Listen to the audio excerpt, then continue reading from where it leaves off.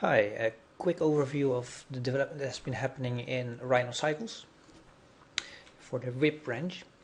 So one of the most visible things one will notice is the preview renders that have been improved.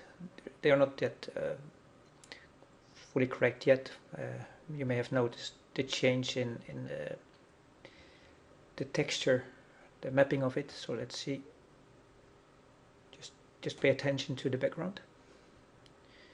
You will see that the mapping will be different. Anyway, the main part is that now preview rendering essentially shows now better how materials will look like.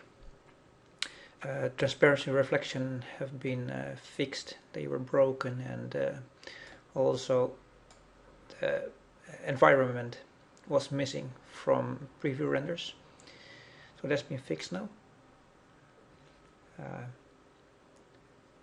Just let us render this until it's complete.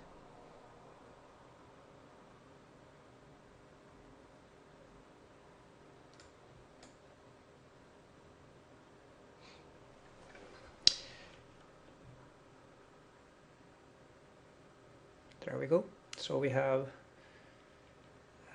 a nice looking glass material here, and this will just work for newly created materials as well. So let's have a gem here as added, and let's make it, for instance, a ruby, which will be a nice red material. And both the material preview, the smaller one and the large one, will get rendered eventually by cycles. So there we go. Really nice transparent and reflective material. Okay, so that's one of the visible changes. Then I've been playing with render settings as well, or the quality settings. So for low, draft, good and final, we used to have 420, 200 and a whole lot of numbers or samples. They've been now changed to be 50, 200, 500 and as long as you let it render. It's probably about 65,000 samples. It should be more than enough. Also with these draft, good and final quality settings, I have now also added increasing sample amount for diffuse, glossy and transmission rays. So you should see some better sampling for those parts. Also, I have made it possible to override these default settings, and you can do that through the render options.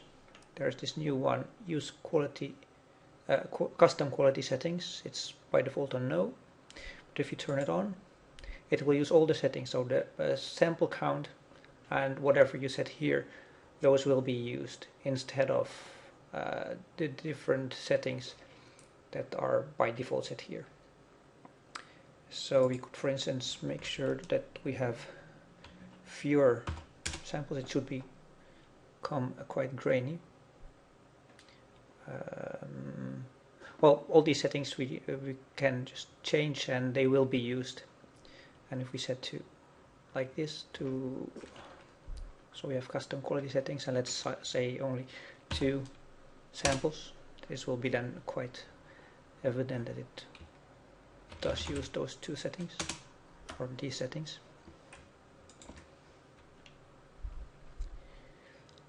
As you see, only 2 samples have been rendered. It was pretty fast. Let's now change that to something higher. Let's say 120 samples. And let's re-render that.